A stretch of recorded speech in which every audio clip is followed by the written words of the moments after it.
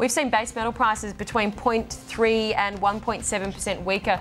Copper actually fell today about 1.7% in London, and within 2% of the 2011 low today they were talking about, even amid strikes at some of the world's top copper mines, which are threatening to intensify some supply concerns.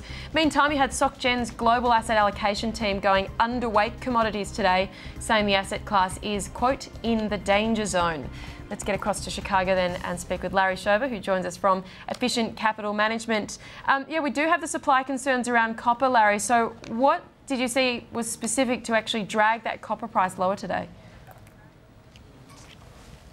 You know, I think it's a technical trade right now. There's so many supply issues right now and strikes in the Pacific Rim, everything that should point to copper actually going higher.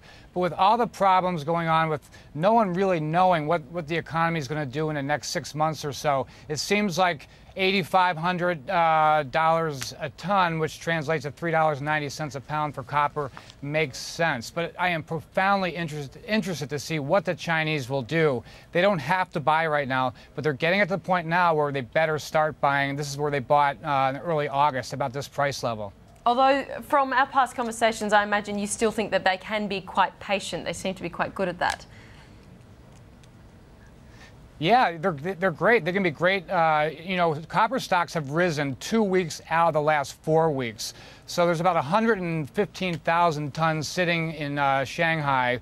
And in bonded warehouses, there's about 350,000. You have almost 500,000 tons of copper sitting on the sidelines in bonded warehouses. So they can afford to wait a little bit.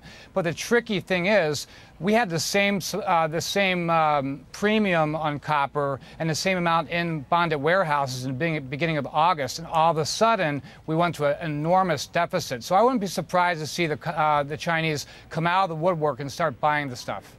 How do you read what we're seeing with gold? Immense volatility. We talk about it as the safe haven, but anyone that had been in it the past week might have not felt so safe. Up $50 one day, down 50 the next. What's the outlook?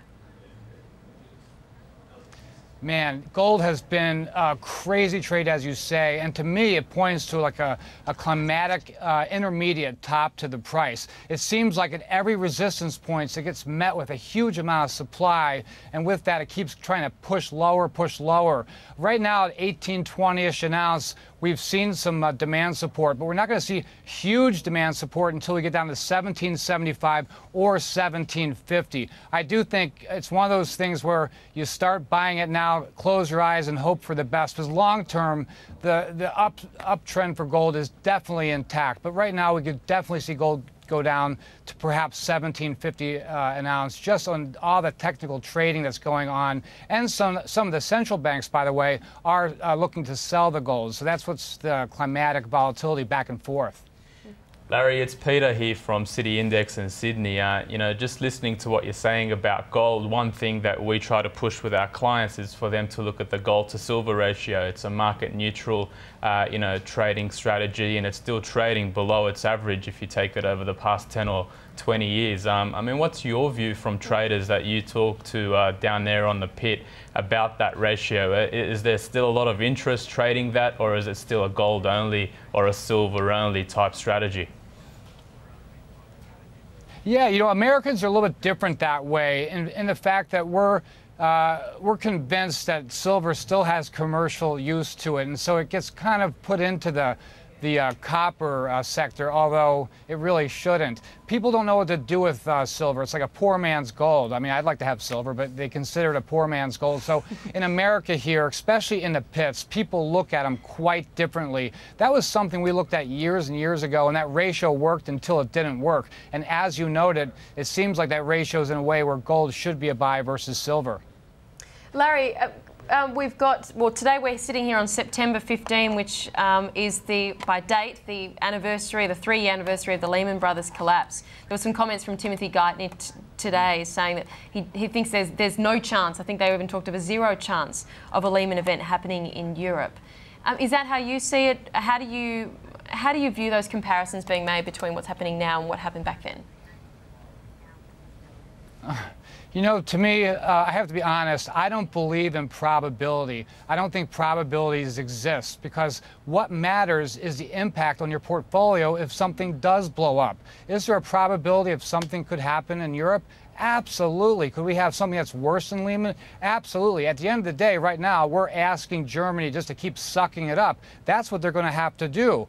And when it comes to probabilities in the financial markets, I think that's a dangerous, dangerous cocktail to drink because, again, it doesn't matter if the probability is 1% or 99%. All that matters is what's going to happen to your pocketbook if it does come true.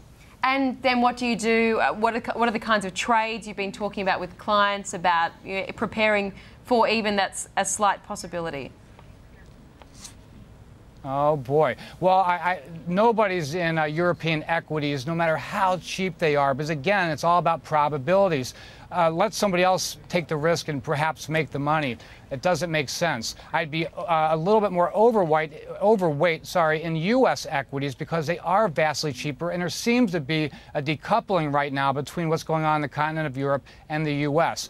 Sure, we'll go down in price if an event does occur in Europe, but it seems like the impact is a little bit less and less and less. So U.S. high-grade equities, but by far, I would be invested in gold and commodity-linked currencies, especially the Australian and Canadian dollars. Perfect. And Larry, just finally, to answer a viewer question, Brendan's just with us on Twitter asking if you can perhaps give a preview of the Philly Fed out tomorrow. And we also get the US weekly jobless claims.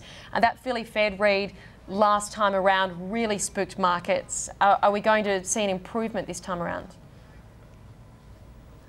I think we'll see a small improvement, and I think the stock market's showing us that. Because right now, even if it's in line, that goes into the category of no news is good news. So therefore, the stock market being so darn cheap right now will rally. I do think that number will come out a little bit better than expected, and will continue to rally in the equity market because we have been pushed down so fast and so far so quickly.